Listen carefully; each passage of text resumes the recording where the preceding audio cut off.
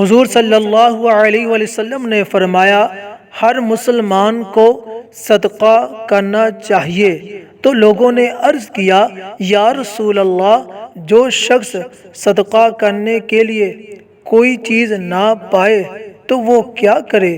ارشاد فرمایا اس شخص کو چاہیے کہ اپنے ہاتھوں سے کوئی کام کرے، کمائے، خود بھی نفع اٹھائے اور صدقہ بھی دے۔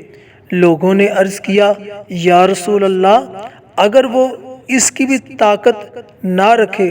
تو آقا علیہ السلام نے ارشاد فرمایا کہ وہ کسی حاجت مند کی کسی طرح مدد کرے۔ انہوں نے عرض کیا یا رسول اللہ صلی اللہ علیہ وسلم، اگر وہ اس کی بھی طاقت نہ رکھتا ہو؟ تو آپ صلی اللہ علیہ وسلم نے فرمایا کہ وہ لوگوں کو اچھی باتوں کا حکم دیتا رہے۔ یہ سن کر لوگوں نے کہا اگر وہ یہ بھی نہ کر سکے؟ تو آپ صلی اللہ علیہ وسلم نے فرمایا کہ خود برائی سے رک جائے، یہ بھی اس کے لیے صدقہ ہے۔